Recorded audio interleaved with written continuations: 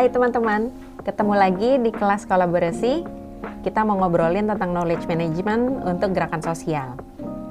Di episode yang sebelumnya, kita sudah ngobrolin tentang teori dari Nonaka dan Takeuchi mengenai knowledge management atau KM.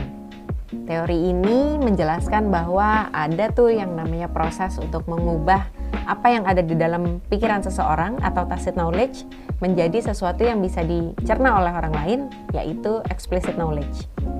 Di episode kali ini kita akan ngobrolin gimana sih tips dan trik untuk memulai melakukan pengelolaan pengetahuan untuk komunitas ataupun gerakan sosial yang teman-teman sedang geluti sekarang. Yang pertama, dalam gerakan sosial kita memang perlu banget nih banyak ngobrol. Kita perlu menggali lebih lanjut dan memperjelas kenapa sih komunitas atau gerakan sosial ini ada.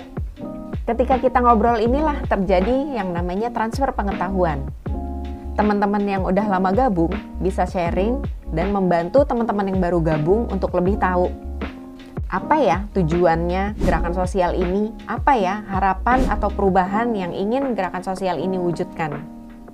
Untuk membantu teman-teman mengelola pengetahuan ini dengan cara yang lebih runut, ada 3 hal yang bisa kita lakukan bersama.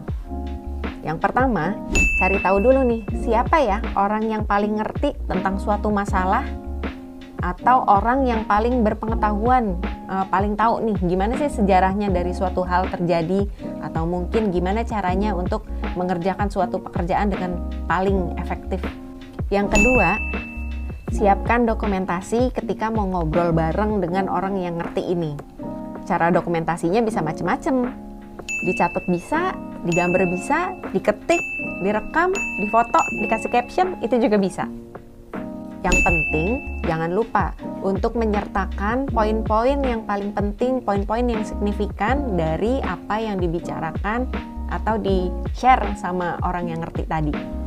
Yang terakhir, ketika sudah didokumentasikan, teman-teman bisa menyimpannya dengan baik supaya sewaktu-waktu informasi ini diperlukan, teman-teman bisa ambil dan gunakan kembali. Nah, gimana ya cara penyimpanannya? Saran aku sih ya, silakan gunakan cara yang paling familiar buat teman-teman.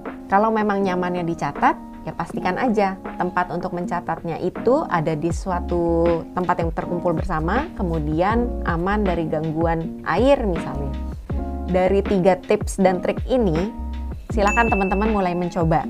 Kalau ada pertanyaan atau tertarik untuk diskusi lebih lanjut, silakan tinggalkan komentar atau hubungi Rumi supaya kita bisa ngobrol lebih banyak lagi. Sampai jumpa!